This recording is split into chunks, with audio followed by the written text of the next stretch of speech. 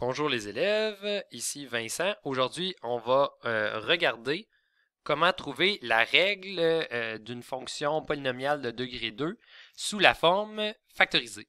Donc, on va y aller ensemble rondement. On va rappeler d'abord la règle de la forme factorisée, c'est a x moins x1 fois x moins x2, entre parenthèses.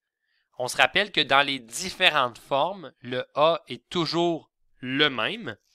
Et on se rappelle que x1 et x2 sont les zéros de ma fonction. Donc, en gros, pour trouver la règle sous la forme factorisée, il va falloir que j'aille une situation que j'ai soit le a, je ne sais pas pourquoi on me donnerait ça, normalement on ne le donnera pas, mais soit le a et un zéro, ou encore, ce qu'on va voir le plus souvent, les deux zéros. Fait que je vais avoir une fonction avec les deux zéros, puis je vais chercher le a, puis je vais avoir trouvé ma règle. Prenons cet exemple-ci.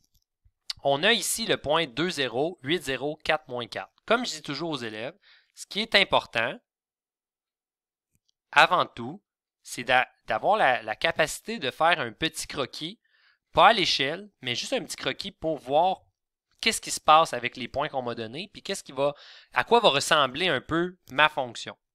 Donc, on n'est pas obligé de le faire, mais moi, je trouve que c'est une étape vraiment importante. On a ici 2, 0. On a ici 8, 0. Et ensuite, 2, on a à peu près 4. Moins 4, on a un point ici. Donc, on s'imagine bien que la forme de ma fonction factorisée est ici.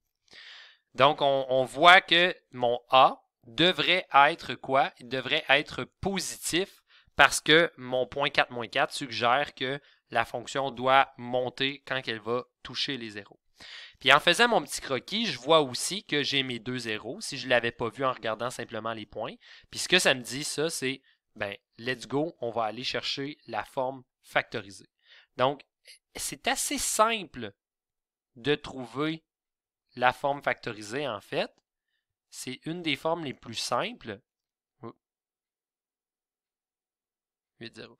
Donc, la chose à faire, c'est, on se rappelle la règle, y est égal à a fois une parenthèse x moins x1, ferme la parenthèse, x moins x2.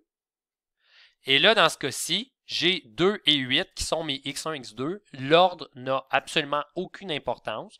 Fait que je vais y aller avec le plus petit en commençant, mais aucunement j'enlèverai un point pour l'inverse. Ça change absolument rien.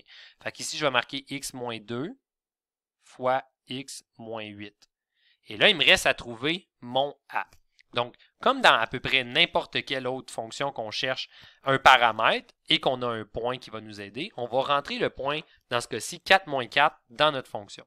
Fait qu'à la place de y, je vais marquer moins 4 est égal à a fois, entre parenthèses, 4 moins 2 fois 4 moins 8.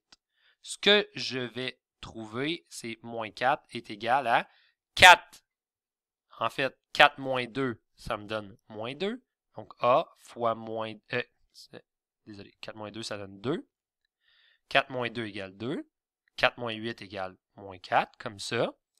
Donc, ici, moins 4 est égal à A fois 2 fois moins 4. Bien, 2 fois moins 4, ça me donne moins 8A, dans ce cas-ci. Et je vais faire une simple division par moins 8 pour trouver que mon A est égal à 0,5. Donc, si on récapitule assez rapidement, on a rentré les zéros, rentré notre point 4 moins 4.